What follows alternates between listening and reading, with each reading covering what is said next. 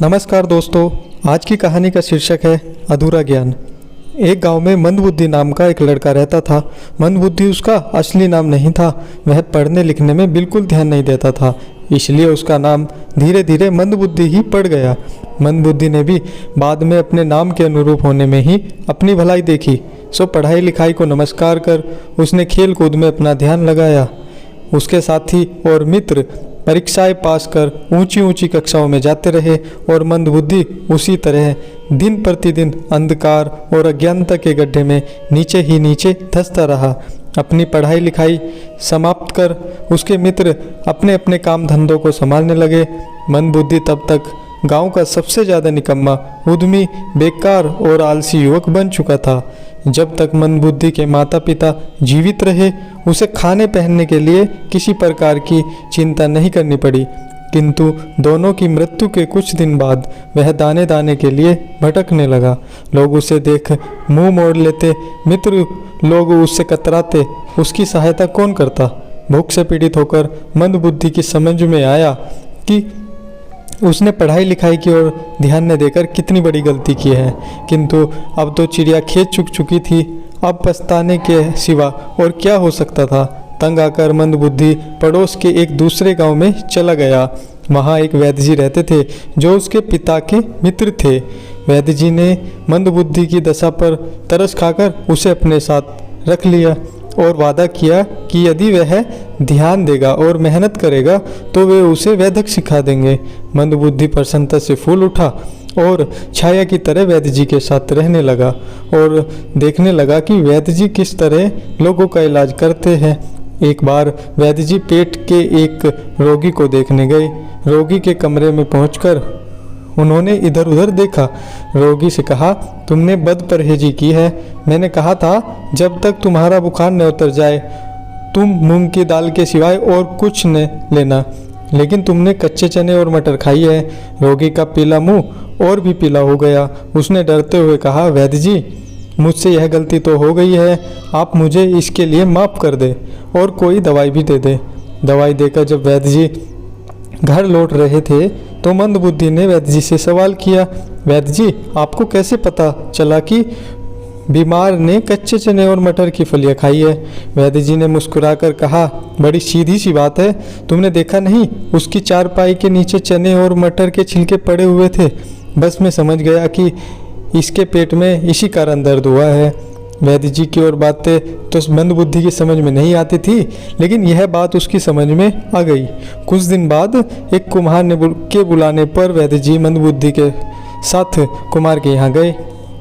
कुम्हार के गधे का गला सूज गया था और दर्द के कारण गधा बुरी तरह झटपटा रहा था।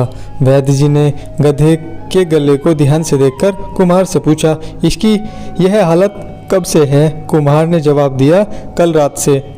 यह गन्ने के खेत में चल रहा था, मैं इसे वहाँ से लाया था, तभी से इसके गले में तकलीफ है। वैद्य जी ने कुछ सोचते हुए कहा, मेरे ख्याल से गन्ने का कोई बड़ा टुकड़ा इसके गले में फंस गया है।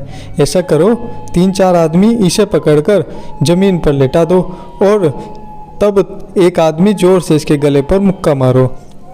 ऐसा करने से गन्ने का फंसा हुआ टुकड़ा निकल जाएगा।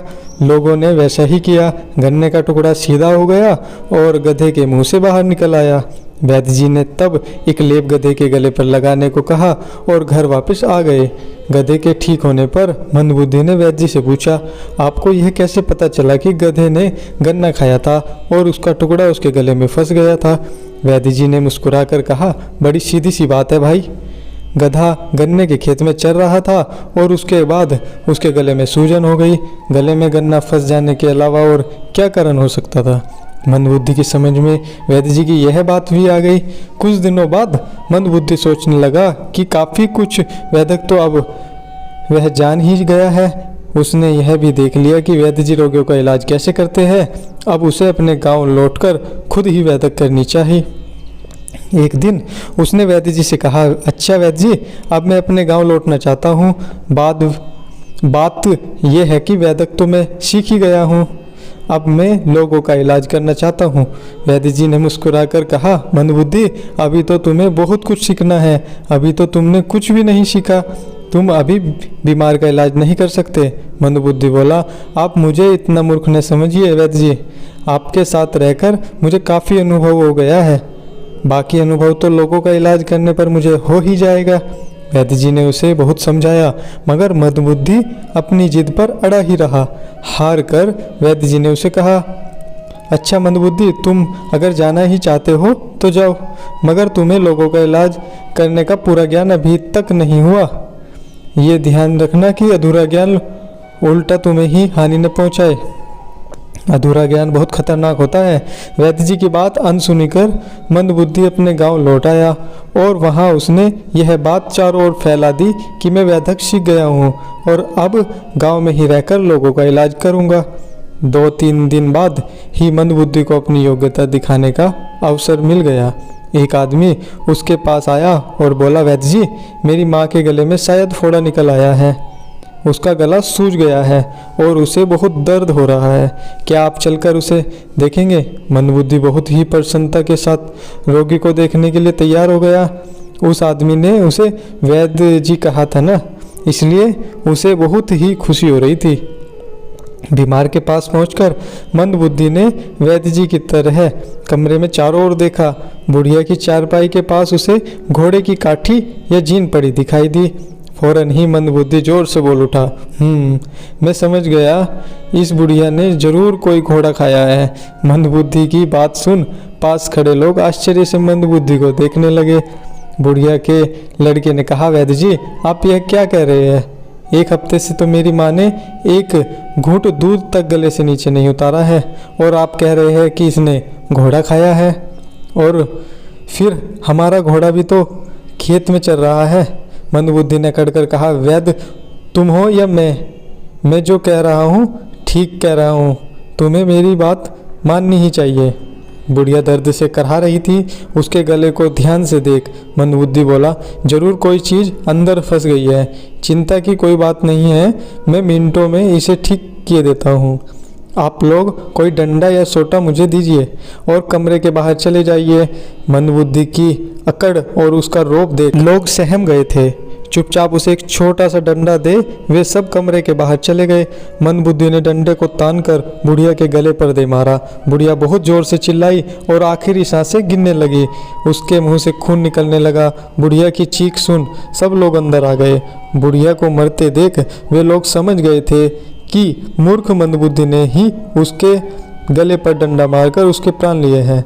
उन्होंने मंदबुद्धि से डंडा छीना और उससे पूछा, तू वैद्य है या राक्षस? तूने इस बुढ़िया को क्यों मारा? जब तुझे लोगों का इलाज करना नहीं आता था तो तू इलाज करने के लिए तैयार क्यों हो गया? मंदबुद्धि के पास इन सवालों का जवाब नहीं था। वह डर के मारे थर थर कांपने लगा।